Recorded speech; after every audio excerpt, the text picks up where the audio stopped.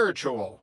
Jeff opened the door to find the hallway filled with a thick, purple-tinged smoke that smelled like a campfire made of gym socks and patchouli. "What did you do? Kid, did you spark up the Navajo outfit?"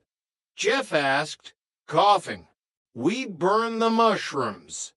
Jen wanted to clear the air, but now we can't see the kitchen. And I think I'm starting to hear colors." Audrey walked out, rubbing her eyes. "Adam, call the fire department and tell them to bring a priest." Chapter 23, The Return of the Mattress. With the apartment airing out, Adam finally dragged the inflatable mattress back to the Binghams. He looked sheepish, holding the deflated plastic like a dead whale. "Thanks for the loan, Jeff. My mom really appreciated it," Adam said. Jeff took the mattress and immediately noticed a small, hand-painted symbol on the corner. It looked like a polar bear wearing a tuxedo. "Is this art, Adam?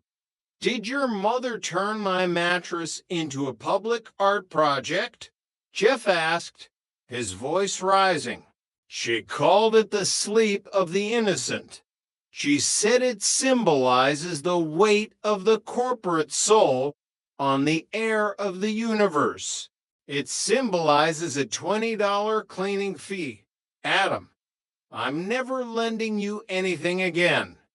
Next time your mom visits, she can sleep on the floor or in a tree. She'd probably prefer the tree anyway." Chapter 24, The High-Rise Telescope. The satellite outage had left a lasting scar on Jeff's psyche.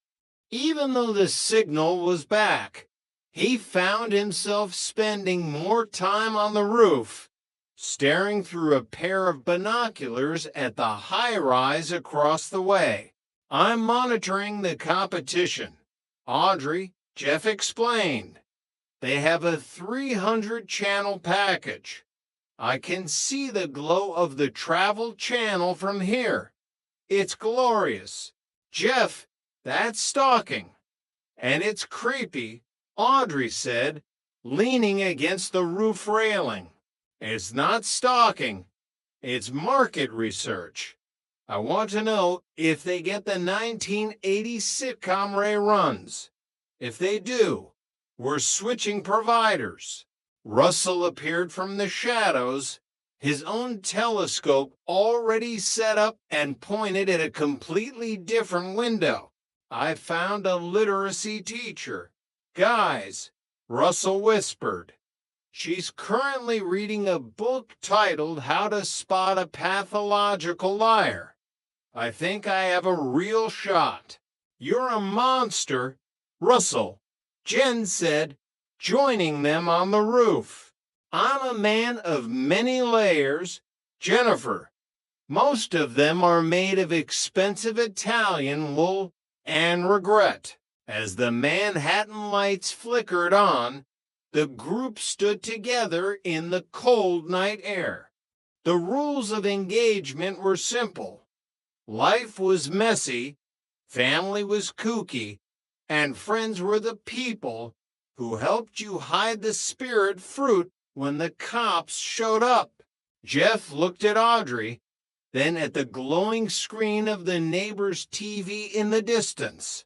He didn't need 300 channels. He had a front row seat to the best show in town. "Freedom," Jeff whispered. "I know, Jeff," Audrey said, squeezing his hand. "I know." Chapter 25, The Child's Large Glove. The following afternoon, Faye made a surprise reappearance, not at Adam's apartment, but at Russell's office. She had brought a gift, a wrestling shirt that looked several sizes too small. "I wasn't sure if a child's large would fit, but it does," Faye beamed, holding the spandex shirt against Russell's expensive Italian suit. Russell didn't flinch. In fact, he looked genuinely touched. It fits like a child's large glove. Faye, it's beautiful. Adam, who had followed his mother to the office, watched in disbelief. What is it with you and my mom? Russell, you've only met her a few times, and now you act like you've known her all your life. Faye's the mom I never had, Adam, Russell said, smoothing the spandex over his chest.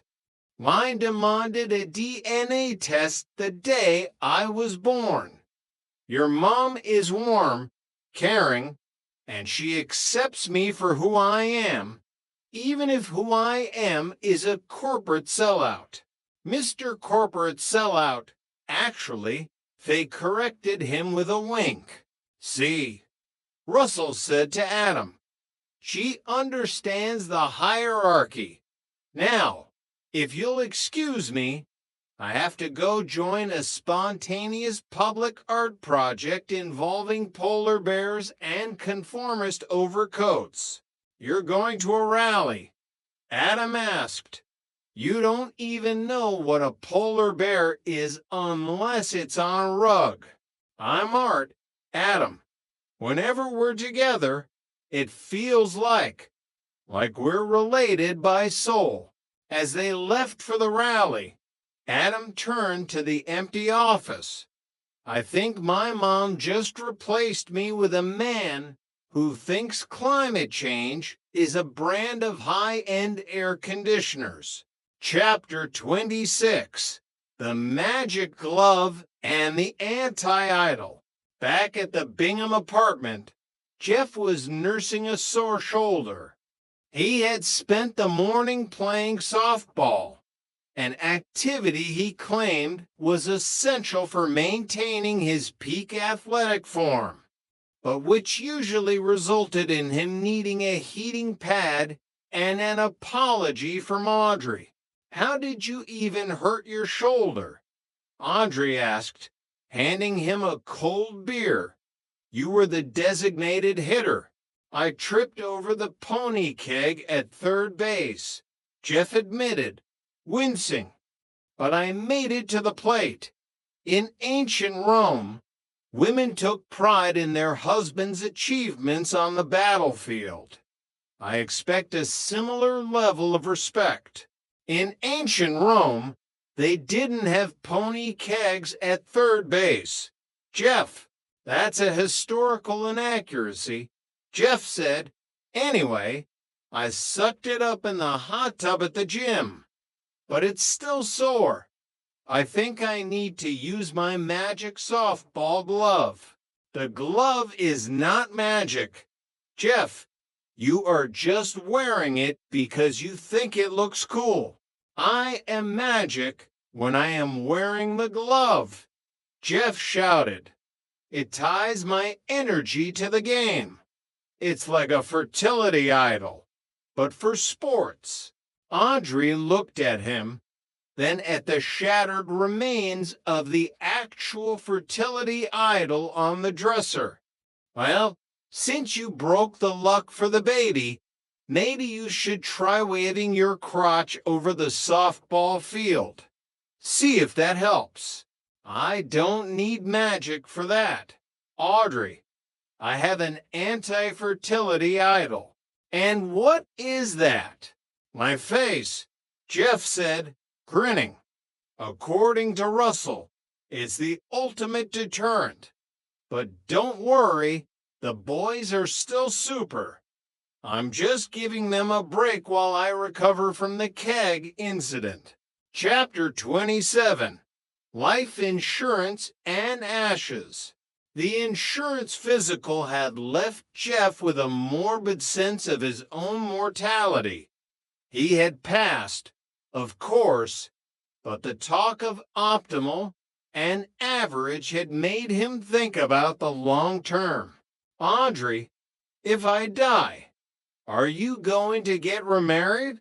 Jeff asked as they were getting ready for bed.